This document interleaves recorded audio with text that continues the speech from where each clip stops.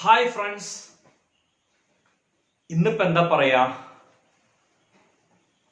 കഴിഞ്ഞ ദിവസം നമ്മൾ എവിടെയാ സ്റ്റോപ്പ് ചെയ്തേ? ഓർക്കുണ്ടാവുമെന്ന് പ്രതീക്ഷിക്കണം. കഴിഞ്ഞ ദിവസം നമ്മൾ തുടങ്ങിയത് ഓംസ് ലോയിലാണ് അല്ലെ? ഓംസ് ലോ പറഞ്ഞു, ഫാക്ടേഴ്സ് അഫക്റ്റിംഗ് റെസിസ്റ്റൻസ് ഒക്കെ പറഞ്ഞ് നമ്മൾ തുടങ്ങി അല്ലെ? അങ്ങനെ തുടങ്ങിയിട്ട് 4 ഫാക്ടേഴ്സിനെ പറ്റി പറഞ്ഞു. ഏതൊക്കെയായിരുന്നു 4 ഫാക്ടേഴ്സ്? ഒന്നാമത്തെ, resistance is directly proportional to length. രണ്ടാമത്തെ, resistance is inversely proportional to area. Okay, ഈ 2 ഫാക്ടേഴ്സിനെ ബേസ് ചെയ്തിട്ടാണല്ലോ നമ്മൾ എന്ത് പറഞ്ഞത്? അറിയാം സർ, റെസിസ്റ്റിവിറ്റി. റെസിസ്റ്റിവിറ്റി എന്നുള്ള ക്വാണ്ടിറ്റി പറഞ്ഞത് ഇതിനെ ബേസ് ചെയ്തിട്ടായിരുന്നു.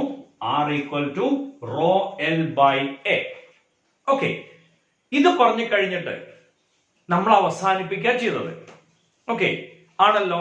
പിന്നെ 2 ഫാക്ടേഴ്സും കൂടി ഉണ്ട്. അതിലൊന്നും കൂടെ പറഞ്ഞു ഞാൻ. ഏതായിരുന്നു ആ ഫാക്ടർ?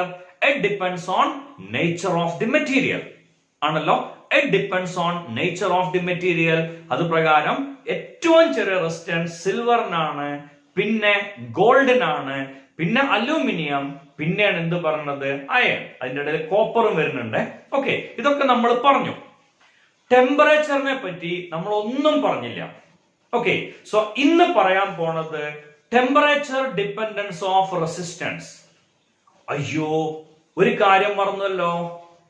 കഴിഞ്ഞ ടോപ്പിക് പറഞ്ഞപ്പോ അല്ലെങ്കിൽ കഴിഞ്ഞ വീഡിയോ പറഞ്ഞപ്പോ നിങ്ങൾക്ക് ഞാൻ 3 ക്വസ്റ്റ്യൻസ് അസൈൻമെന്റ് ആയിട്ട് തന്നിരുന്നു. കഴിഞ്ഞ ദിവസം പറഞ്ഞ കോൺട്രാക്ട് ഓർക്കുന്നുണ്ടാവും. ബുക്കും പെന്നും ആയിട്ടായിരിക്കണം നമ്മളെ വീഡിയോ കാണാനിരിക്കണത്. സമയാസമയങ്ങളിൽ നോട്ട് എഴുതിയെടുക്കണം. അസൈൻമെന്റുകൾ കൃത്യമായ സമയങ്ങളിൽ ചെയ്യണം. ഇന്ന് കണ്ട പറ്റുമെങ്കിൽ ഇന്ന് തന്നെ അതിന്റെ അസൈൻമെന്റ്സ് ചെയ്യാം. ഓക്കെ, അടുത്ത വീഡിയോയിൽ ഞാൻ ആൻസർ ഇടാം എന്നാണ് നിങ്ങൾക്ക് ഓഫർ ചെയ്തിരുന്നത്. സോ അതിന്റെ ആൻസർ പറഞ്ഞിട്ടാവാം ഇന്നത്തെ വീഡിയോ സ്റ്റാർട്ട് ചെയ്യണത്. അല്ലെങ്കിൽ അസൈൻമെന്റിന്റെ അളവുകൾ കൂടി അതൊരു വലിയ കുന്നായിട്ട് മാറും. പിന്നെ നമ്മൾ അതിനെ അനക്കില്ല. അതുകൊണ്ട് തന്നെ അസൈൻമെന്റുകൾ തീർത്തിട്ട് നമുക്ക് പോവാം. ഓക്കെ, ഈ ചാപ്റ്റർ കഴിഞ്ഞാൽ ഈ വീഡിയോയിലൂടെ അല്ലെങ്കിൽ എന്റെ ചാനലിലൂടെ നിങ്ങൾക്ക് ഒരു ടെസ്റ്റ് പേപ്പറും കൂടെ ഞാൻ തരുന്നതായിരിക്കും. ഓക്കെ, ആ ടെസ്റ്റും കൃത്യമായിട്ട് എന്ത് ചെയ്യണം? നിങ്ങൾ ആൻസർ ചെയ്യണം. നമ്മളെ ലക്ഷ്യം മറക്കരുത്.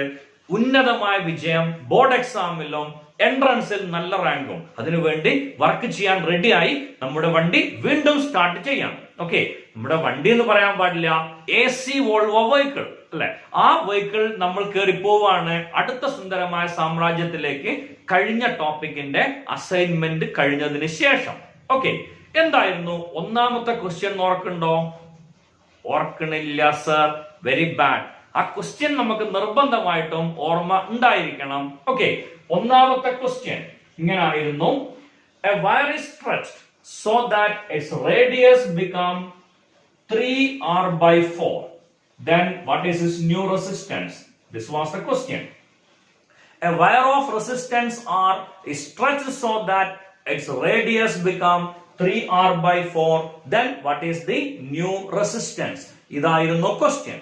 ഓക്കെ, നമുക്കറിയാം R dash equal to R by N ആണെങ്കിൽ new resistance is N raised to 4R. Okay, ഈ രൂപത്തിലേക്ക് ഇതിനെ മാറ്റാൻ പറ്റുമോ? പറ്റുമല്ലോ സാർ, ഒരു ബുദ്ധിമുട്ടും ഇല്ല. പറ്റുമല്ലോ അല്ലെ? പറ്റും, ഉറപ്പാ. എങ്ങനെയാണ് എഴുതുക? R dash equal to R by 4 by 3. Okay, idea clear അല്ലേ? R divided by 4 by 3. Okay, അപ്പൊ n എന്നുള്ള സ്ഥാനത്ത് ഇവിടെ വന്ന ക്വാണ്ടിറ്റി എന്താണ്? 4 by 3 ആണ്. So what is new resistance? It is 4 raised to 4 by 3 raised to 4 into R. ഇതെങ്ങനെ ചെയ്യാ സർ? ഒരു മിനിറ്റ്, ഞാൻ കാൽക്കുലേറ്റർ കൊണ്ടുവരണ്ട. നേരത്തെ പറഞ്ഞിട്ടുണ്ട് എന്താണ്? എൻട്രൻസ് എക്സാമിന് കാൽക്കുലേറ്റേഴ്സ് അലൗഡ് അല്ല. അതുകൊണ്ട് തന്നെ യൂസ് യുവർ ബ്രെയിൻ അല്ലെ? അതിനാണ് കൂടുതൽ വാല്യൂ. സോ ഇത് ചെയ്യാൻ വളരെ എളുപ്പമാണ്. 4 raised to 4 കാണാൻ 4 സ്ക്വയർ ഹോൾ സ്ക്വയർ കണ്ടാൽ മതി. 4 സ്ക്വയർ 16, അതിന്റെ സ്ക്വയർ 256 ഡിവൈഡഡ് ബൈ 3 സ്ക്വയർ 9, അതിന്റെ സ്ക്വയർ 81 R. ഇതാണ് answer. R dash is equal to 256 by 81 into R. Sir, ഉത്തരം കിട്ടി. Well done, congrats. Okay, answer കിട്ടിയിട്ടുണ്ടോ? ഉണ്ടെന്ന് പ്രതീക്ഷിക്കണോ? ഓക്കെ, എല്ലാവർക്കും okay fine, well done.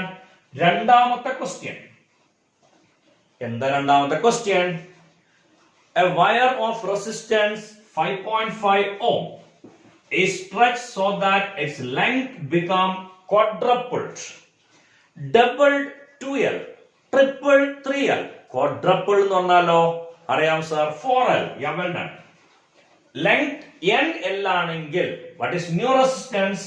r dash is equal to n square r. സ്വാഭാവികമായിട്ടും ഇവിടെ വന്ന സംഖ്യ 4, അപ്പോ ആൻസർ വരിക r dash is equal to 16r. r ന്റെ വാല്യൂ നമുക്ക് തന്നിട്ടുണ്ട് 5.5. so 16 into 5.5, answer is 88 ohm. രണ്ടാമത്തെ ക്വസ്റ്റ്യൻ ക്ലിയർ ആയിട്ടുണ്ടാവുമല്ലോ. ഓക്കെ, ആൻസർ കിട്ടിയിട്ടുണ്ടോ? ഉണ്ട്. Okay fine, congrats again. മൂന്നാമത്തെ ക്വസ്റ്റ്യൻ, ആ ക്വസ്റ്റ്യൻ ഒരു ഫണ്ണി ക്വസ്റ്റ്യൻ ആണ്, ആസ് എ സീരിയസ് ക്വസ്റ്റ്യൻ. എന്തായിരുന്നു ക്വസ്റ്റ്യൻ? നമുക്കറിയാം, ആ ക്വസ്റ്റ്യൻ ഓർമ്മ ഉണ്ട്, what's the resistance of A human body? Okay, അതൊരു വല്ലാത്ത ക്വസ്റ്റ്യൻ ആണ്. നമ്മൾ ഗൂഗിൾ ചെയ്ത് നോക്കിയാൽ അതിന്റെ ആൻസർ കൃത്യമായിട്ട് കിട്ടും. ബുദ്ധിമുട്ടില്ലാണ്ട് ആൻസർ കിട്ടാനുള്ള വഴിയാണല്ലോ അത്. ഓക്കെ, ആ ക്വസ്റ്റ്യൻ ആൻസർ ഇങ്ങനെയാണ്: ഇൻ ഡ്രൈ സിറ്റുവേഷൻ ഹ്യൂമൻ ബോഡിന്റെ റെസിസ്റ്റൻസ് 100 കിലോ ഓം ആണ്. വെറ്റ് സിറ്റുവേഷൻ ആവുമ്പോ അതിന്റെ റെസിസ്റ്റൻസ് 1 കിലോ ഓം ആയിട്ട് മാറും. ഡ്രൈ ആയിട്ട് നിൽക്കുന്ന സമയത്ത് 100 കിലോ ഓം ആണ് റെസിസ്റ്റൻസ്. നമ്മൾ വെറ്റ് ആയിട്ട് വരുമ്പോ 1 കിലോ ഓം ആയിട്ട് മാറും. If high voltage is passed through the human body, the resistance will reduce to 500 ohm. Okay, ഇതാണ് മൂന്നാമത്തെ ക്വസ്റ്റ്യന്റെ ആൻസർ. അപ്പൊ നമുക്ക് പോവാല്ലേ ആ സുന്ദരമായ ലോകത്തേക്ക്, അല്ലെ, അടുത്ത രാജ്യത്തിലേക്ക്. Temperature dependence of resistance. അതിൽ പറയാനുള്ള ഒരു extra factor temperature coefficient of resistance. Okay, അതില് നമുക്ക് തുടങ്ങാൻ ഏറ്റവും പറ്റിയ ക്വാണ്ടിറ്റി നമുക്കറിയാം. റെസിസ്റ്റൻസിന് നമ്മളൊരു ഇക്വേഷൻ പഠിച്ചിരുന്നു, R equal to m divided by n e square tau into L by A. അറിയാലോ സർ, ഇതാണല്ലോ റെസിസ്റ്റിവിറ്റിന്റെ ഇക്വേഷൻ. ആണ്, സംശയമൊന്നുമില്ലല്ലോ. ഓക്കെ, ഇനി നമ്മളൊരു മെറ്റീരിയലിനെ ഹീറ്റ് ചെയ്യാം, അല്ലെങ്കിൽ ടെമ്പറേച്ചർ കൂടുകയാണ്. ഓക്കെ, അങ്ങനെ ടെമ്പറേച്ചർ കൂടിയാൽ നമുക്കറിയാം, ഒരു കണ്ടക്ടർ എന്ന് പറയുന്നതിലെ ഫ്രീ ഇലക്ട്രോൺസ് ആണ് കണ്ടക്ഷൻ കോൺട്രിബ്യൂട്ട് ചെയ്യണ സാധനങ്ങൾ, അല്ലെ? അല്ലെങ്കിൽ കണ്ടക്ഷൻ കോൺട്രിബ്യൂട്ട് ചെയ്യണ ഫാക്ടേഴ്സ് ഏതാന്ന് ചോദിച്ചാൽ ഫ്രീ ഇലക്ട്രോൺസ് ആണ്. ടെമ്പറേച്ചർ ഇൻക്രീസ് ചെയ്താൽ ഇലക്ട്രോണിന്റെ എനർജി കൂടും, ഉറപ്പാണല്ലോ. ഇലക്ട്രോണിന്റെ എനർജി കൂടി എന്താ സംഭവിക്കുക? അവര് ബോണ്ടൊക്കെ പൊട്ടിച്ച് പുറത്തേക്കാണ് വരും, ഉറപ്പല്ലേ? ബോണ്ടൊക്കെ പൊട്ടിച്ച് പുറത്ത് വന്ന ഇലക്ട്രോൺ നമ്മൾ എന്താ വിളിക്കുക? Free electron. ആ ഫ്രീ ഇലക്ട്രോണിന്റെ നമ്പർ ഡെൻസിറ്റി ആണ് ഏത്? n. ഈ റിലാക്സേഷൻ ടൈം എന്ന് പറഞ്ഞാൽ എന്താ? Average time interval between 2 successive collision. അടുത്തടുത്തുള്ള 2 കൊളീഷനുകളുടെ സമയം. ഈ സമയങ്ങളുടെ ആവറേജ് വാല്യൂനെയാണ് നമ്മൾ എന്ത് പേരിട്ട് വിളിച്ചേ? Relaxation time. ഓക്കെ, നമ്മൾ 3 മെറ്റീരിയൽ വെച്ചിട്ട് അതിനെ അസ്യൂം ചെയ്യാം. ഒന്നാമത്തെ കണ്ടക്ടർ ആണ്. ഓക്കെ, കണ്ടക്ടർ എന്ന് പറയുന്നതാണ് നമ്മളുടെ first material. Second material semiconductor ആണ്, semiconductor. Okay, and the third material a special type of alloys. ഓക്കെ, ഈ 3 മെറ്റീരിയൽസ് ആണ് നമ്മൾ ഇവിടെ കൺസിഡർ ചെയ്യണത്. ഐഡിയ ക്ലിയർ അല്ലേ? 3 മെറ്റീരിയൽസ് നമ്മൾ ഇവിടെ കൺസിഡർ ചെയ്യണു. ഒന്നാമത്തെ കണ്ടക്ടർ, രണ്ടാമത്തെ സെമി കണ്ടക്ടർ, മൂന്നാമത്തെ സ്പെഷ്യൽ അലോയ്സ്. ഓക്കെ, ഇനി കണ്ടക്ടറിന്റെ കേസ് നമ്മൾ കൺസിഡർ ചെയ്യുകയാണെങ്കിൽ ടെമ്പറേച്ചർ കൂട്ടിയാൽ n കൂടും. ടോ എന്താ സംഭവിക്കുക? ടെമ്പറേച്ചർ കൂടുമ്പോ ഇലക്ട്രോണിന്റെ എനർജി കൂടും, തലങ്ങും വിലങ്ങും ഓടാൻ തുടങ്ങും, അവര് തമ്മിലുള്ള ഇടി കൂടി വരും. അങ്ങനെ കൂടി വരുമ്പോ റിലാക്സേഷൻ ടൈമിന് എന്താ സംഭവിക്കുക? 100% ഉറപ്പല്ലേ? റിലാക്സേഷൻ ടൈം കുറഞ്ഞു വരും. So n increases, tau decreases. കുടുങ്ങിയല്ലോ. ഒന്ന് കൂടും, രണ്ടാമത്തെ കുറയും. അതിലാണെങ്കിൽ സ്ക്വയറോ റൂട്ടോ ഒന്നുമില്ലേ? ഓക്കെ, ഉറപ്പല്ലേ? സോ ഏത് കേസിലും ടെമ്പറേച്ചർ കൂടിയാൽ n കൂടും, ടോ കുറയും. ഓക്കെ, അവിടെയുള്ള പ്രശ്നം എന്താ ചോദിച്ചാൽ ഇതിൽ ഏതിനാണ് ഡോമിനൻസ് കൂടുക അല്ലെങ്കിൽ ഇമ്പോർട്ടൻസ് കൂടുക എന്നാണ് നോക്കണ്ടേ. ഓക്കെ, നമുക്കറിയാലോ ഒരു കണ്ടക്ടറിൽ കോടാനുകോടിക്കണക്കിന് ഫ്രീ ഇലക്ട്രോൺസ് ഉണ്ട്. വെറുതെ ഒരു സംഖ്യ പറഞ്ഞാട്ടോ, ഒരുപാട് ഫ്രീ ഇലക്ട്രോൺസ്, ഇംഗ്ലീഷ് ആണ് കുറച്ചുകൂടി നല്ലത്. Billions and billions of free electrons will exist inside A conductor. Okay, അങ്ങനെ കോടിക്കണക്കിന് ഇലക്ട്രോൺസ് ഉണ്ടാവുമ്പോ അതിന്റെ കൂടെ കുറച്ചും കൂടി കൂടിയാൽ എന്ത് എഫക്റ്റ് ഉണ്ടാവുക? ഒന്നും ഉണ്ടാവില്ല അല്ലെ? നമ്മളെ ബിജു മേനോന്റെ സ്റ്റൈലിൽ പറഞ്ഞ ഒരു കാര്യമില്ല. ഓക്കെ, അപ്പോ n കൂടിയിട്ട് കണ്ടക്ടറിൽ ഒരു ഗുണമില്ല, means it is insignificant. Okay, അവിടെ n കൂടുന്നത് സിഗ്നിഫിക്കന്റ് അല്ല. സെയിം ടൈം ഒരുപാട് ആൾക്കാരുള്ളതുകൊണ്ട് അവര് തമ്മിൽ അങ്ങോട്ട് ഇടിക്കാൻ തുടങ്ങിയാൽ അതൊരു സംഭവം ഉറപ്പല്ലേ. ഒരു 20,000 ആള് കൂടി ചേർന്ന ഒരു ഓഡിറ്റോറിയത്തില് അല്ലെങ്കിൽ ഒരു ഗ്രൗണ്ടില് പെട്ടെന്ന് അവിടെ ഒരു ബോംബ് ഉണ്ടെന്നൊക്കെ പറഞ്ഞുള്ള അവസ്ഥ ആലോചിച്ച് നോക്കിയേ. അങ്ങോട്ടും ഇങ്ങോട്ടും ഓടി ഇടിച്ച് നാശമായിട്ട് എന്ത് ചെയ്യും? ആകെ കലബില പ്രശ്നമായിട്ട് മാറും. സോ റിലാക്സേഷൻ ടൈം എന്ന് പറഞ്ഞാൽ അവിടുത്തെ ഡോമിനന്റ് ഫാക്ടർ ആണ്. ഓക്കെ, സോ n ഇൻസിഗ്നിഫിക്കന്റ് ആണ്, ടോ സിഗ്നിഫിക്കന്റ് ആണ്. ടോ കുറയും. ടോ കുറഞ്ഞു കഴിഞ്ഞാൽ what will happen to resistance? 100% ഉറപ്പല്ലേ, resistance will increase. So in a conductor, when temperature increases, resistance will increase. Okay, semi conductor ആണ് നമ്മൾ എടുക്കണേ വിചാരിക്കാം. സെമി കണ്ടക്ടറിന്റെ എക്സാമ്പിൾ നമുക്കറിയാം, നമ്മൾ ഹൈസ്കൂൾ ക്ലാസ്സിൽ പഠിച്ചിട്ടുണ്ട്. ഏറ്റവും നല്ല 2 എക്സാമ്പിൾസ്, ഒന്ന് ജർമാനിയം, രണ്ടാമത്തെ സിലിക്കണും. പിന്നെ ഗാലിയം ആഴ്സനൈഡ് പോലെയുള്ള കുറെ മെറ്റീരിയൽസ് സെമി കണ്ടക്ടേഴ്സ് ആയിട്ട് വർക്ക് ചെയ്യാറുണ്ട്. ഈ സെമി കണ്ടക്ടർ എന്ന് പറഞ്ഞാൽ എന്താ? നോർമൽ സിറ്റുവേഷനിൽ കണ്ടക്ടറും നോർമൽ സിറ്റുവേഷനിൽ ഇൻസുലേറ്ററും സ്പെസിഫിക് കണ്ടീഷനിൽ കണ്ടക്ടറും. നോർമൽ സിറ്റുവേഷനിൽ ഇൻസുലേറ്റർ ആണ് എന്ന് പറഞ്ഞാൽ അതിൻ്റെ ഉള്ളിൽ ഫ്രീ ഇലക്ട്രോൺ ഇല്ല. ഓക്കെ, ഫ്രീ ഇലക്ട്രോൺ ഇല്ല, ഉണ്ടായിട്ട് വേണം. സോ ടെമ്പറേച്ചർ കൊടുക്കുമ്പോഴാണ് ആറ്റത്തുനിന്ന് കുറെ എണ്ണം പൊട്ടിപ്പുറത്തേക്ക് വരാം. അങ്ങനെ പുറത്തു വരുമ്പോഴാണ് എന്തുണ്ടാവുക? ഫ്രീ ഇലക്ട്രോൺസ് ഉണ്ടാവുക. ഓക്കെ, സോ സെമി കണ്ടക്ടറിന്റെ കേസിലാണെങ്കിലും ടെമ്പറേച്ചർ കൂടുമ്പോ n will increase, tau will decrease. അപ്പൊ ചോദ്യം വരില്ലേ, ഇതിനേതിനാണ് മോർ സിഗ്നിഫിക്കൻസ്? ഞാൻ പറഞ്ഞു സെമി കണ്ടക്ടറിൽ ഓൾറെഡി നമ്പർ ഓഫ് ഇലക്ട്രോൺസ് വളരെ കുറവാണ്, ഇല്ല എന്ന് തന്നെ പറയാം. അപ്പോ ഈ സാധനം കൂടുക എന്ന് പറഞ്ഞാൽ അവിടെ വില ഉണ്ടാവും, ഉറപ്പാണ്. കാരണം എന്താണ്? ഓൾറെഡി ഇല്ല. അപ്പൊ n കൂടി എന്ന് പറഞ്ഞാൽ it is a VIP, it has significance. Okay, ആളുണ്ടെങ്കിലല്ലേ ഇടി ഉണ്ടാവുള്ളൂ, അല്ലാണ്ട് 2 ആളെയും വെച്ചിട്ട് 25,000 ഇടി ഉണ്ടാവുമോ? ഉണ്ടാവില്ല. സോ ഇത് ഇൻസിഗ്നിഫിക്കന്റ് ആണ്. ഓക്കെ, ടോ എന്ന് പറഞ്ഞ ക്വാണ്ടിറ്റി സിഗ്നിഫിക്കന്റ് അല്ല, എന്ന് പറഞ്ഞ ക്വാണ്ടിറ്റി സിഗ്നിഫിക്കന്റ് ആണ്.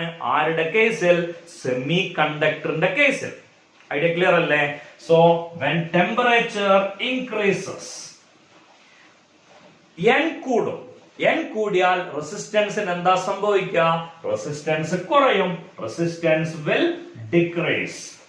ഓക്കെ, ഊഹിക്കാൻ പറ്റുമോ എന്താവും? ഞാൻ അലോയ്സ് എന്ന് പറഞ്ഞിട്ട് നിങ്ങളുടെ മുന്നിലിട്ട് തന്ന പുതിയ കുരുക്ക് എന്താന്നുള്ളത് ഞാൻ തന്നെ പറയാം. ചില മെറ്റീരിയലിൽ ടെമ്പറേച്ചർ കൂടിയാലും റെസിസ്റ്റൻസിന് ഒരു മാറ്റം ഉണ്ടാവില്ല. ഓക്കെ, അഗൈൻ കണ്ടീഷൻ നോക്കുക. when temperature increases, n increases, tau decreases. എന്നിട്ടും റെസിസ്റ്റൻസിന് മാറ്റമൊന്നുമില്ല. എന്തുകൊണ്ടായിരിക്കും അതിന് മാറ്റമില്ലാത്ത? മനസ്സിലായി സർ? ഐഡിയ കിട്ടി? Well done. എന്താ നമുക്ക് കിട്ടിയ ഐഡിയ? എത്ര n കൂടിയോ അത്രയും എന്ത് കുറയണം? ടോ കുറയണം. So what will happen? n 5 times കൂടിയ ടോ 5 times കുറയണം. So 5 will get cancelled. The result remains same. Idea clear ആയില്ലേ? സോ ചില മെറ്റീരിയൽസ് നമ്മൾ സ്പെഷ്യൽ ആയിട്ട് ഉണ്ടാക്കുകയാണ്, അതിന് എത്ര n കൂടുന്നോ അത്രയും ടോ കുറയും. അങ്ങനെ കുറയുമ്പോ its resistance become a constant. Okay, ആ മെറ്റീരിയലിന് കുറെ എക്സാമ്പിളുകൾ ഉണ്ട്. ഒന്നാമത്തെ കോൺസ്റ്റന്റൻ, രണ്ടാമത്തെ മാംഗനിൻ, മൂന്നാമത്തെ യുറേക്ക, ഒരാളും കൂടി ഉണ്ട് നിക്രോം. ഓക്കെ, ഇതൊക്കെ കോൺസ്റ്റന്റ് റെസിസ്റ്റൻസ് വരണ അല്ലെങ്കിൽ ടെമ്പറേച്ചർ ഇൻഡിപെൻഡന്റ് ആയിട്ടുള്ള ക്വാണ്ടിറ്റീസ് ആണ്. ഐഡിയ കൃത്യമായിട്ട് മനസ്സിലായോ? സംശയമില്ലല്ലോ? ഓക്കെ ആണെന്ന് പ്രതീക്ഷിക്കണം. ഓക്കെ, സോ ഐഡിയ കിട്ടിയിട്ടുണ്ടാവുമെന്ന് പ്രതീക്ഷിക്കണോ? Conductor, semiconductor and special type of alloys മൂന്നും ഞങ്ങൾക്ക് അറിയാം. Okay, well done. ഇനി നോക്കുക, ഒരു മെറ്റീരിയലിന്റെ റെസിസ്റ്റൻസ്, ഈ റെസിസ്റ്റൻസ് അത് കണ്ടക്ടർ ആണ്. സോ ടെമ്പറേച്ചർ കൊടുക്കുമ്പോൾ അതിന്റെ റെസിസ്റ്റൻസ് കൂടും. Okay, so change in resistance is directly proportional to change in temperature. ശരിയല്ലേ? Change in resistance is directly proportional to change in temperature and change in resistance is directly proportional to initial resistance. Okay, മെറ്റീരിയലിന്റെ initial റെസിസ്റ്റൻസിനെ R0 എന്ന് വിളിക്കാം, final റെസിസ്റ്റൻസിനെ RT എന്ന് വിളിക്കാം. Okay, അങ്ങനെയാണെങ്കിൽ change in resistance വരെ എത്രയായിരിക്കും? RT minus R0 വരില്ലേ? That change in resistance is directly proportional to delta T and change in resistance is directly proportional to R0. Idea clear ആണല്ലോ? ആ രണ്ട് ഇക്വേഷൻസ് കൃത്യമായിട്ട് ബോർഡിൽ നോക്കൂ. ഇങ്ങനെ രണ്ട് ഇക്വേഷൻസ് വന്നാൽ അടുത്ത സ്റ്റെപ്പ് നമുക്കറിയാലോ, dr is proportional to r delta t. Okay, അങ്ങനെയാണെങ്കിൽ ഡയറക്ട്ലി പ്രൊപ്പോർഷണൽ സൈൻ ആണ് അവിടെ മാർക്ക് ചെയ്തത്, തെറ്റിദ്ധരിക്കരുത്. ഓക്കെ, സോ ഒരു കാര്യം ചെയ്യാം, ഞാൻ അതിന്റെ കളർ ഒന്ന് മാറ്റാം. എന്തിനാ സർ അങ്ങനത്തെ പണിയൊക്കെ ചെയ്യണേ? ആവശ്യം വേഗം മനസ്സിലാവും. Okay, so dr is proportional to r dt. dr is equal to alpha r dt or delta t. മനസ്സിലായോ? ഡയറക്ട്ലി പ്രൊപ്പോർഷണൽ സൈൻ ആണ് ഈ യൂസ് ചെയ്തത്. ഇത് ഉപയോഗിച്ചത് ഒരു കോൺസ്റ്റന്റ് ആണ്. ഓക്കെ, അതിനുവേണ്ടി മാത്രം കളർ ഒന്ന് മാറ്റിയെന്നേ ഉള്ളൂ. ഇപ്പൊ ബുദ്ധിമുട്ടൊന്നുമില്ലല്ലോ? Okay, fine. So dr equal to alpha r delta t. dr എന്ന് പറഞ്ഞാൽ RT minus R0 equal to ഈ R എന്തായിരിക്കും? ഇനീഷ്യൽ റെസിസ്റ്റൻസ് ആണ്. ഞാൻ വിട്ടുപോയതാണ്, നിങ്ങൾ ഓർമ്മിപ്പിച്ചില്ലല്ലോ. ഓക്കെ, ശരി, എന്തായാലും ഇപ്പോഴെങ്കിലും നമ്മൾ കണ്ടല്ലോ. So alpha R0 delta T. Okay, so R0 alpha delta T. ശരിയല്ലേ? എഴുതിയത് തെറ്റൊന്നുമില്ലല്ലോ? ഇടയ്ക്ക് നോക്കണേ, അഥവാ തെറ്റ് വന്നാൽ പറയണം. Okay, so RT equal to എന്ത് കിട്ടും? ഈ മൈനസ് R0 ഇപ്പുറത്തേക്ക് കൊണ്ടോ, ഇത് മൈനസ് ആണ്. Okay, so RT equal to R0 plus R0 alpha delta T. ഇങ്ങനെ വന്നാൽ നമ്മൾ എന്താ ചെയ്യാ? ഞങ്ങൾക്കറിയാം സർ, R0നെ പുറത്തെടുക്കും. Well done. RT equal to R0 into 1 plus alpha delta t. ഇതാണ് നമുക്ക് ആവശ്യമുള്ള equation. RT equal to R0 into 1 plus alpha delta t. Okay, ഇനി ആൽഫയുടെ ഇക്വേഷൻ ആണ് കാണുന്നതെങ്കിൽ അതിനെ നമുക്ക് ഈ ഇക്വേഷൻ കിട്ടും. എന്താണ് ആൽഫയുടെ ഇക്വേഷൻ വരിക? RT minus R0 divided by R0 into 1 by delta t. അറിയാണ്ട് ചിന്തിക്കും, എങ്ങനെ ഇപ്പൊ ഇതൊക്കെ കിട്ടിയിട്ടുണ്ടാവുക? ഓക്കെ, എങ്ങനെ കിട്ടിയിട്ടുണ്ടാവുക? ഈ R0നെ താഴേക്ക് കൊണ്ടുപോവുക, ഡെൽറ്റ ടിനെ താഴേക്ക് കൊണ്ടുപോവുക, അത്രേ ചെയ്തിട്ടുള്ളൂ. Alpha equal to RT minus R0 by R0 into 1 by delta T. Okay, so നമുക്ക് കിട്ടിയ equation RT equal to R0 into 1 plus alpha delta T അല്ലെ? പുതിയൊരു ഇക്വേഷൻ കൂടെ നമുക്ക് കിട്ടി. Alpha equal to RT minus R0 by R0 into 1 by delta T. ഇത് വെച്ചിട്ടാണ് നമ്മൾ ആൽഫനെ ഡിഫൈൻ ചെയ്യാം. വളരെ സിമ്പിൾ ആണ് ആൽഫനെ ഡിഫൈൻ ചെയ്യാൻ. ഡിവൈഡഡ് ബൈ ഇക്വേഷനിൽ വന്നാൽ എങ്ങനെയാ ഡിഫൈൻ ചെയ്യാ? It is the ratio of numerator to denominator. Okay, ഇതെന്താ സംഭവം? It is change in resistance. ഇതോ original resistance. Okay, 1 by delta T വന്നാൽ നമ്മൾ അതിനെ സെന്റൻസ് ആക്കാൻ per unit rise in temperature. Idea clear അല്ലേ? ഓക്കെ, അപ്പൊ അതെങ്ങനെയായിരിക്കും ഡിഫൈൻ ചെയ്യാം? alpha is the ratio of change in resistance to the original resistance per unit rise in temperature. RT minus R0, change in resistance, R0, original resistance, 1 by delta T vannal, 1 by length vanna per unit length, so 1 by delta T vanna per unit rise in temperature. Alpha is the ratio of change in resistance to the original resistance per unit rise in temperature. Order alpha is the ratio of change in resistance to the original resistance per unit rise in temperature. Idea clear അല്ലേ? പ്രശ്നമൊന്നുമില്ലല്ലോ പറഞ്ഞല്ലേ? Okay ആണെന്ന് പ്രതീക്ഷിക്കണം. എന്താവാം ആൽഫയുടെ unit? ആൽഫയുടെ unit വരാം, ഇത് resistance ആണ്, ഇതും resistance ആണ്. സ്വാഭാവികമായിട്ട് എന്റെ യൂണിറ്റുകൾ ക്യാൻസൽ ആവും. പിന്നെ ആരും മാത്രമേ ഉള്ളൂ? ടെമ്പറേച്ചർ മാത്രം. ഓക്കെ, സോ അതിന്റെ യൂണിറ്റ് വരാം degree Celsius raise to -1.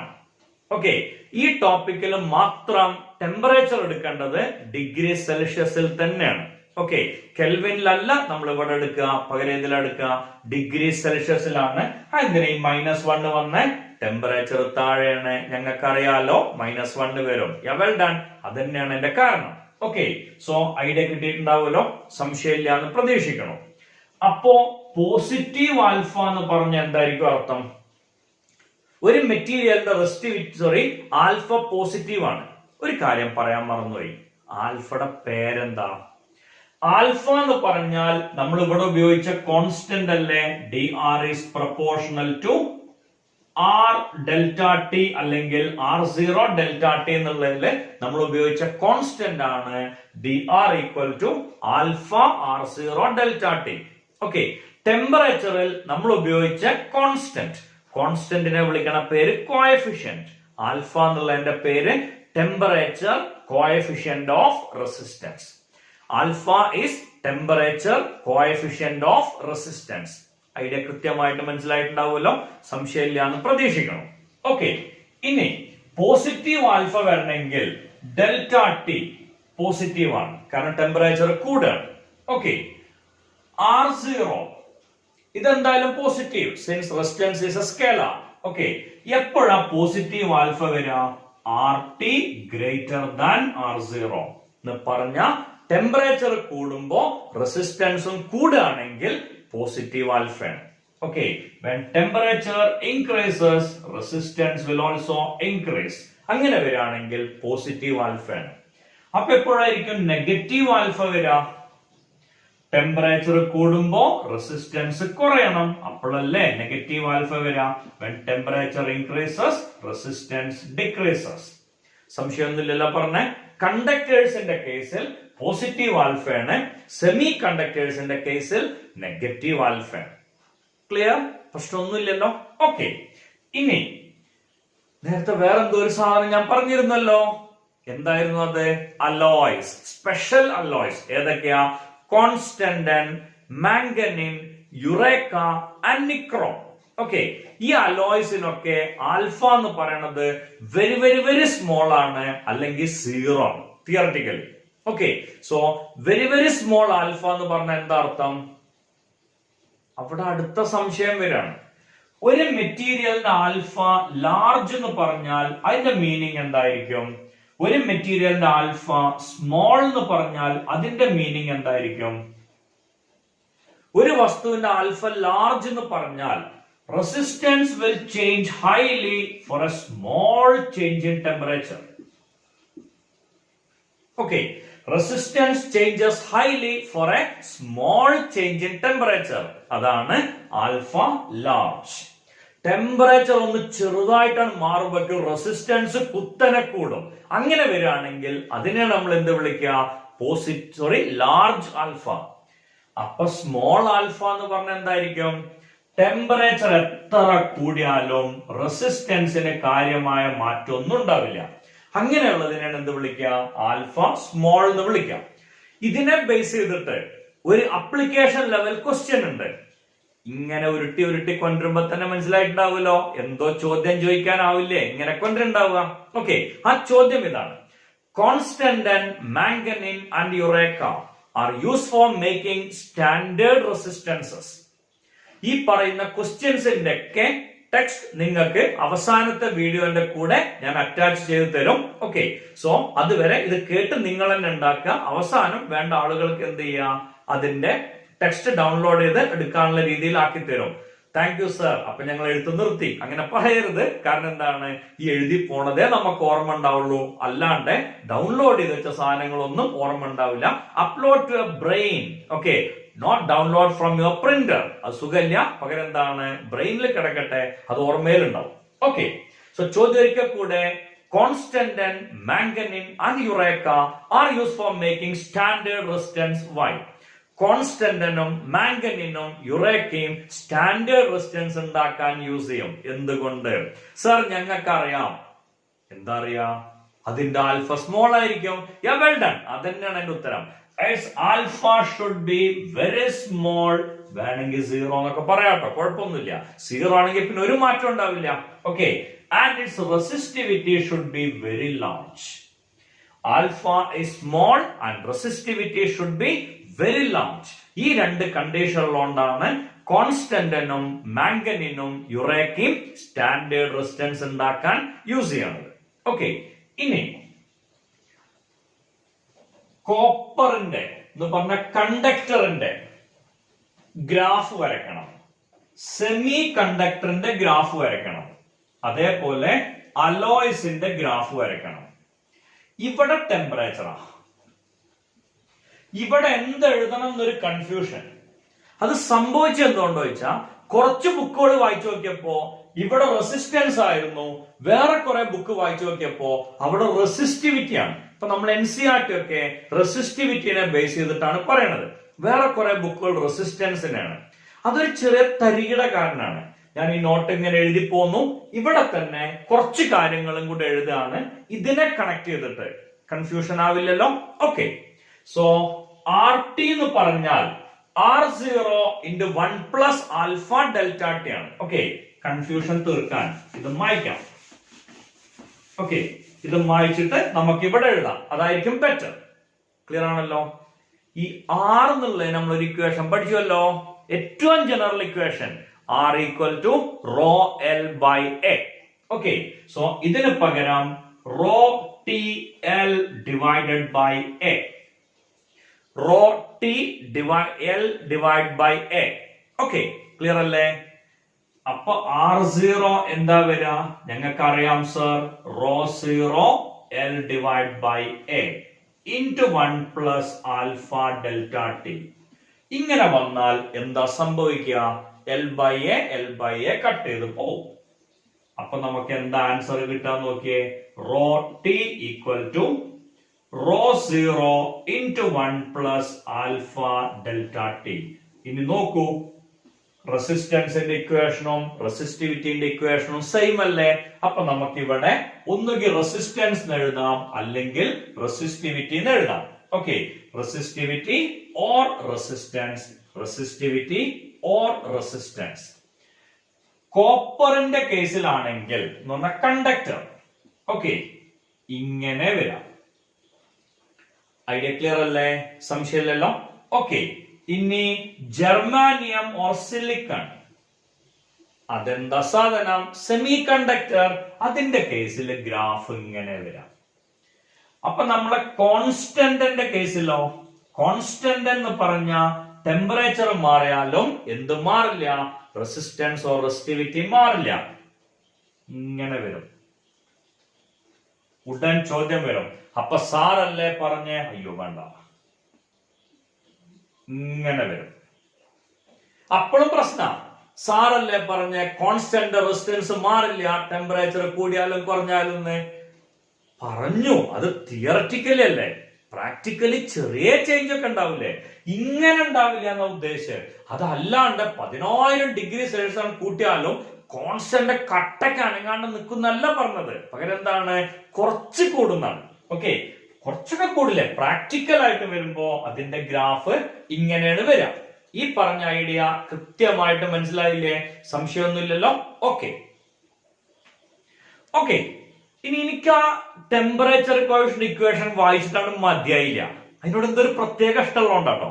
Okay, so നമുക്ക് ഇക്വേഷൻ കിട്ടിയത് ഇങ്ങനെയാണ്: R T equal to R0 into 1 plus alpha delta t. ഇതിനെ വേറൊരു രീതിയിലേക്ക് മാറ്റാം. R1 equal to R0 into 1 plus alpha T1.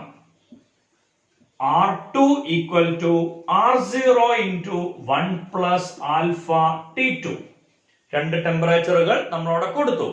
0 ഡിഗ്രിയില് R0, T1 എന്ന് പറഞ്ഞ ടെമ്പറേച്ചറിൽ R1, 0 ഡിഗ്രിയിൽ R0, T2 എന്ന് പറഞ്ഞ ടെമ്പറേച്ചറിൽ R2. നമുക്ക് മനസ്സിലായി സർ? അതന്നെ ഞാനും ഉദ്ദേശിച്ചത്. ക്ലിയർ അല്ലേ? ഈ രണ്ട് ഇക്വേഷൻ ആൽഫ കാണണം. എന്താ ചെയ്യാ? ഓരോരോ ക്വാണ്ടിറ്റി ആയിട്ട് നമുക്ക് എലിമിനേറ്റ് ചെയ്യാം. പറ്റണത് കേട്ടോ, എല്ലാത്തിനും ഒഴിവാക്കാൻ പറ്റില്ലല്ലോ. ഈ രണ്ട് ഇക്വേഷൻ ഡിവൈഡ് ചെയ്താൽ R0ന്റെ ശല്യം ഇല്ലാണ്ടാവില്ലേ? സോ ഇതിനെ ഡിവൈഡ് ചെയ്യാം. ലെഫ്റ്റുകളെ ഡിവൈഡ് ചെയ്യാം. R1 by R2 equal to R0 cancel ആവും. വെറുതെ കഷ്ടപ്പെട്ട് എഴുതി വെട്ടണ്ട. പകരം എന്താണ് വെട്ടി വിചാരിച്ചിട്ടാണ് എഴുതിയാൽ മതി. 1 plus alpha T1 divided by 1 plus alpha T2. Alpha കിട്ടാൻ എളുപ്പല്ലേ? ക്രോസ് മൾട്ടിപ്ലൈ ചെയ്യാം, റീഅറേഞ്ച് ചെയ്യാം. എന്ത് കിട്ടും? R1 into 1 plus alpha T1 equal to R2 into 1 plus alpha T2. Expand ചെയ്യാം. R1 കൊണ്ട് 1 മൾട്ടിപ്ലൈ ചെയ്യാം. R1 plus R1 alpha T1. ശരിയല്ലേ? ആണോ? ഒന്നും കൂടെ നോക്കിയേ. R2 ഇങ്ങോട്ടല്ലേ പോവാ, ഇത് മൊത്തം ഇങ്ങോട്ടല്ലേ വരിക. അപ്പോ ഇവിടെ എന്ത് ടേമാ വരേണ്ടത്?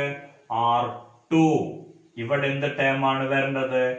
R1 അല്ലേ? ആണോ? ആണ്, സംശയമൊന്നുമില്ല. കാരണം എന്താണ്?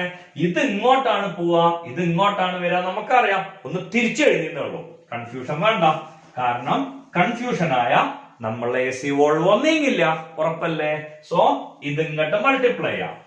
R1 into 1 plus alpha T1. തെറ്റിച്ചു. ഇവിടെ T2 ആണ്. സോ അത് എഴുതും. ഇപ്പൊ ഓക്കെ. ഈക്വൽ ടു ഇത് ഇങ്ങോട്ട് കൊണ്ടുപോകുമ്പോ R2 into 1 plus alpha T1. ഇപ്പൊ ഏതാണ്ടൊക്കെ ഓക്കെ ആണ്. ഇനി എക്സ്പാൻഡ് ചെയ്യാം. R1 plus R1 alpha T2 equal to R2 plus R2 alpha T1. നമുക്ക് ആൽഫയാണ് കാണേണ്ടത്. അപ്പൊ ആൽഫ ഉള്ള ടേമിനെ ഒരു സൈഡിലേക്ക് എടുക്കുക, അല്ലാത്തതിനെ അപ്പുറത്തേക്ക് കൊണ്ടുപോവുക.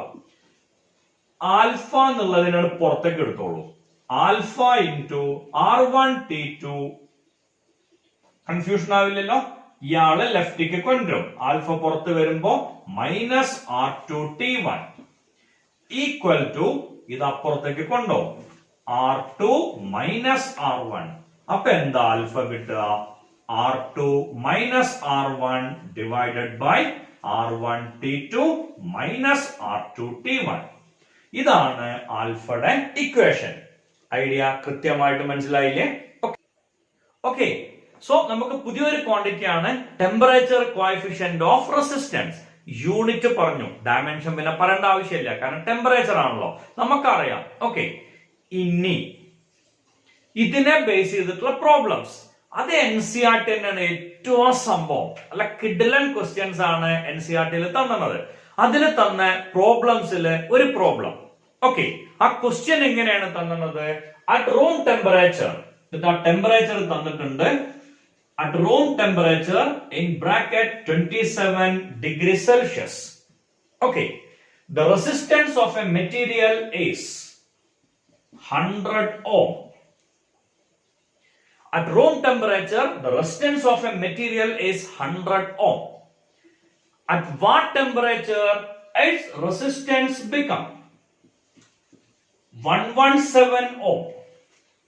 Okay, at what temperature its resistance become 117 ohm, provided its temperature coefficient of resistance is 1.7 into 10 raised to minus 4 degrees Celsius raised to minus 1. Okay, അതിന്റെ ഫുൾ സെന്റൻസ് നിങ്ങൾക്ക് NCERT നോക്കിയാൽ കിട്ടും. ഞാൻ ഓൾറെഡി പറഞ്ഞു, പ്രോബ്ലം സെഷനിലെ പ്രോബ്ലം ആണിത്, means എക്സസൈസിലുള്ള ഒരു problem ആണ്. അപ്പൊ അത് വായിച്ചു നോക്കിയാൽ you can easily go through that question. അപ്പോ എല്ലാ ലിറ്ററേച്ചറും കിട്ടും. ആവശ്യമുള്ള ടേമുകൾ മാത്രം ഞാൻ ഇവിടെ ചുരുക്കി പറഞ്ഞു. ഓക്കെ, സോ R0 തന്നു. അപ്പൊ ഈ ടെമ്പറേച്ചറിനെ RT എന്നാ വിളിക്കാം. ഓക്കെ, ഇതാണ് നമുക്ക് തന്ന ടെമ്പറേച്ചർ. കാണാൻ പറഞ്ഞത് ഫൈനൽ ടെമ്പറേച്ചർ എന്താണ്. ഐഡിയ ക്ലിയർ അല്ലേ? ഫൈനൽ ടെമ്പറേച്ചർ എന്താണെന്നാണ് നമ്മൾ കണ്ടുപിടിക്കേണ്ടത്. ഓക്കെ, നമുക്ക് ഇക്വേഷൻ അറിയാലോ. RT equal to R0 into 1 plus alpha into delta T. ഇതിൽ എന്തൊക്കെ തന്നിട്ടുണ്ട്? RT തന്നിട്ടുണ്ട് 117 ഈക്വൽ ടു. ഇതിനെ നമുക്കൊന്നാണ്ട് എക്സ്പാൻഡ് ചെയ്തൂടെ? അതിനെ എക്സ്പാൻഡ് ചെയ്ത് എന്താ കിട്ടുക നമുക്കറിയാലോ. വേണ്ട, സംഖ്യ എഴുതാം. 100 ഇൻറ്റു 1 പ്ലസ് ആൽഫയുടെ വാല്യൂ തന്നിട്ടുണ്ട് 1.7 ഇൻറ്റു 10⁻⁻⁴ ഇൻറ്റു ഡെൽറ്റ ടി എന്ന് പറഞ്ഞാൽ T-27. ഇനീഷ്യൽ ടെമ്പറേച്ചർ 27 ആണെന്ന് അറിയാം. ഫൈനൽ ടെമ്പറേച്ചറിനെ T എന്ന് വിളിച്ചു. ഇനി ഇതെങ്ങനെ ചെയ്യാം? ഈ ബ്രാക്കറ്റിനെ അങ്ങ് എക്സ്പാൻഡ് ചെയ്യാം.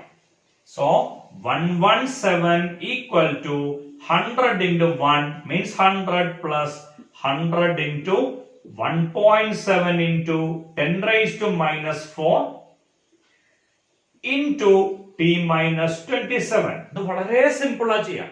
ഓക്കെ, ഈ 100 ഇങ്ങോട്ട് കൊണ്ടുവന്നാൽ മൈനസ് ചെയ്യാണല്ലോ ചെയ്യാം. അപ്പൊ നമുക്ക് എന്താ ആൻസർ കിട്ടുക? 17. ശരിയാണോ? ആണ്. 117 100 കുറച്ചാ 17 ആണല്ലോ. ഈക്വൽ ടു, ഇത് പോയി, ഇവിടെ 17 എന്ന് മാത്രം വന്നു. 100ഉം 10⁻⁻⁴ കൂടി മൾട്ടിപ്ലൈ ചെയ്യുമ്പോ 10⁻⁻2 1.7 ഇൻറ്റു 10⁻⁻2 ഇൻറ്റു T-27. ഈ 1.7ഉം 17ഉം തമ്മിൽ എന്തോ ബന്ധമുണ്ടോ? ഉണ്ട്. ഇതിനെ കട്ട് ചെയ്തിട്ട് ഇവിടെ നമുക്ക് 10 എഴുതാം. കാരണം 1.7 ഇൻറ്റു 10 അല്ലേ 17. അപ്പൊ ഇത് ക്യാൻസൽ ചെയ്ത് ഇവിടെ 10 വരും. ഈ 10⁻⁻2 ലെഫ്റ്റിലേക്ക് പോകുമ്പോ 10³ ഈക്വൽ ടു T-27. ഈ 10³ എന്ന് പറഞ്ഞാൽ 1000 അല്ലേ. അപ്പൊ T ഈക്വൽ ടു നമുക്ക് എന്താ കിട്ടുക? 1027 ഡിഗ്രി സെൽഷ്യസ്. ഐഡിയ കൃത്യമായിട്ട് മനസ്സിലായിട്ടുണ്ടാവും എന്ന് പ്രതീക്ഷിക്കണം. ഓക്കെ, ഇതുപോലുള്ള അടുത്തൊരു ക്വസ്റ്റ്യൻ. സിൽവർ എന്ന് പറഞ്ഞ മെറ്റീരിയൽ. ഓക്കെ, സിൽവറിന്റെ റെസിസ്റ്റൻസ് തരാണ് 2.1 ohm. Silver has a resistance 2.1 ohm at a temperature 27.5 degrees Celsius. Silver has a resistance 2.1 ohm at a temperature 27.5 degrees Celsius. It has a resistance 2.7 ohm at a temperature 100 degrees Celsius. Find temperature coefficient of resistance of silver. ഇതാണ് question. So R1 തന്നു, R2 തന്നു, T1 തന്നു, T2 തന്നു, alpha കാണാൻ. ഇതും പുറത്തുനിന്നുള്ള question അല്ല കേട്ടോ. NCERT വർക്ക്ഡ് ഔട്ട് എക്സാമ്പിൾ ആണ്. എന്റേതായ രീതിയിൽ ഞാൻ ചെയ്യണമെന്ന് മാത്രം. NCERT സ്റ്റൈൽ തന്നെ, മാറ്റൊന്നും വരുത്താൻ നമുക്ക് വഴിയില്ലല്ലോ. ഓക്കെ, സോ എങ്ങനെ ആൽഫ കാണുക? ഇപ്പൊ നമ്മൾ എന്തോ ഒരു ഇക്വേഷൻ പഠിച്ചില്ലേ? എന്തായിരുന്നു ആ ഇക്വേഷൻ? ഇപ്പൊ നമ്മളൊരു ഇക്വേഷൻ പഠിച്ചല്ലോ. എന്തായിരുന്നു equation? R2 minus R1 divided by R1 T2 minus R2 T1. ശരിയല്ലേ? അപ്പൊ ആൻസർ നമുക്കറിയാം. ആൽഫ ഈക്വൽ ടു R2 എന്ന് പറഞ്ഞ 2.7 minus 2.1 divided by R1 T2. 2.1 into 100 minus 2.7 into 27.5. ഇത് എത്രയാ കിട്ടുക? 2.7 minus 2.1 എന്ന് പറഞ്ഞാൽ എത്രയായിരിക്കും ആൻസർ വരിക? 0.6 by 2.1 into 100 നമുക്കറിയാലോ 210 മൈനസ്. ഓക്കെ, ഈ സംഖ്യ ചെയ്തു പോയാൽ നിങ്ങൾക്ക് ഉത്തരം കിട്ടുക എനിക്ക് തോന്നുന്നു 74.25 ആണ്. അതിന് നിന്റെ ആവശ്യമൊന്നുമില്ലല്ലോ, നിങ്ങൾ ചെക്ക് ചെയ്താൽ നിങ്ങൾക്ക് ഈസി ആയിട്ട് കിട്ടും. ഓക്കെ, ഇത്രയും കൊടുത്തു കഴിഞ്ഞാൽ നിങ്ങൾക്ക് കിട്ടേണ്ട ആൻസർ ഇങ്ങനെയാണ്: 0.04 ഡിഗ്രി സെൽഷ്യസ് റേസ് ടു -1. ഇതാണ് നമുക്ക് കിട്ടേണ്ട ആൻസർ. ഐഡിയ കിട്ടിയില്ലേ? R1 തന്നു, R2 തന്നു, T1 തന്നു, T2 തന്നു, എന്ത് കാണാൻ പറഞ്ഞു? ആൽഫ കാണാൻ പറഞ്ഞു. സോ ഈക്വേഷനിൽ കൊടുക്കുക, ആൻസർ കിട്ടുമല്ലോ. കിട്ടുമോ? ചെയ്ത് ശരിയാണോ? ആണ്. Okay, fine. ക്ലിയർ ആയിട്ട് മനസ്സിലായിട്ടുണ്ടാവുമല്ലോ, സംശയമില്ലല്ലോ. Okay, so temperature coefficient of resistance എന്നുള്ള ഈ പാർട്ട് നമ്മൾ ഇവിടെ അവസാനിപ്പിക്കുകയാണ്. അവസാനിപ്പിക്കുന്നതിന്റെ മുന്നേ നിങ്ങൾക്കുള്ള അസൈൻമെന്റ് ക്വസ്റ്റ്യൻസ് ഉണ്ടാവുമല്ലോ. ഇന്നത്തെ assignment question 1. Okay, for a material alpha is 1.25 into 10⁻³ degree Celsius raise to -1. its resistance is 1 ohm. അതിന്റെ റെസിസ്റ്റൻസ് വരിക 1 ohm ആണ് at 300 Kelvin, and its resistance become 2 ohm at a particular temperature. Find that temperature. For a material alpha is 1.25 into 10⁻³ degree Celsius raised to -1. Its resistance is 1 ohm at 300 Kelvin. നേരത്തെ പറഞ്ഞിട്ടുണ്ട്, temperature ഈ ക്വസ്റ്റ്യനിൽ അല്ലെങ്കിൽ ഈ പാർട്ടിൽ എഴുതേണ്ടത് degree സെൽഷ്യസിലാണ്, കെൽവിനിലല്ല. കഴിഞ്ഞ വർഷത്തെ തെർമോഡൈനാമിക്സിന്റെ ഐഡിയ പ്രകാരം അല്ലെങ്കിൽ ഹീറ്റിന്റെ ഐഡിയ പ്രകാരം നമുക്കറിയാം ഇതിനെ ഡിഗ്രി സെൽഷ്യസിലേക്ക് മാറ്റാൻ -273. ഓക്കെ, അപ്പൊ നമുക്കതിന്റെ ഡിഗ്രി സെൽഷ്യസ് വാല്യൂ കിട്ടും R/2 ohm. Then find the temperature T. കാണാൻ അറിയാലോ, ഇപ്പൊ ചെയ്ത ക്വസ്റ്റ്യന്റെ സെയിം സ്റ്റൈൽ. ഓക്കെ, രണ്ടാമത്തെ question. Platinum wire has a resistance 5 ohm at ice point and it has resistance 5.23 ohm at steam point. Find its alpha. Idea clear ആണോ? Platinum wire അതേതോ ആയിക്കോട്ടെ, അതിനെപ്പറ്റി നമ്മൾ mind ചെയ്യണ്ട. Its resistance is 5 ohm at ice point, means at 0 degree Celsius. It has resistance 5.23 ohm at steam point, means at 100 degree Celsius. Answer കാണാൻ കൃത്യമായിട്ട് അറിയുമെന്ന് പ്രതീക്ഷിക്കണോ? So അടുത്ത വീഡിയോയ്ക്ക് മുന്നേ നിങ്ങൾ ഈ ക്വസ്റ്റ്യന്റെ ആൻസറുകൾ കണ്ടെത്തുക. ഇന്ന് 2 ക്വസ്റ്റ്യൻ മതി അസൈൻമെന്റ് ആയിട്ട്. ഓക്കെ, സോ ഇന്നത്തെ സുന്ദരമായ സാമ്രാജ്യത്തിലൂടെ നമ്മൾ ഭംഗിയായി സഞ്ചരിച്ചു എന്ന് പ്രതീക്ഷിക്കണോ? ടെമ്പറേച്ചർ കോഎഫിഷ്യന്റിന്റെ മനോഹരമായ ലോകം സന്ദർശിച്ച് എല്ലാ ഫീലിംഗോടും കൂടി നമ്മൾ തിരിച്ചെത്തി എന്നാണ് പ്രതീക്ഷിക്കുന്നത്. ഓക്കെ, സോ എന്റെ ഇന്നത്തെ വീഡിയോ അവസാനിപ്പിക്കുകയാണ്. ഇനി ഈ വീഡിയോ നിങ്ങൾക്ക് ഇഷ്ടമായെങ്കിൽ ഈ വീഡിയോ സബ്സ്ക്രൈബ് ചെയ്യുക, അതേപോലെ തന്നെ ഷെയർ ചെയ്യുക. ഓക്കെ, അതേപോലെ ലൈക്ക് എന്നുള്ള ബട്ടൺ അമർത്തുക. ക്ലിയർ ആണല്ലോ? Thank you.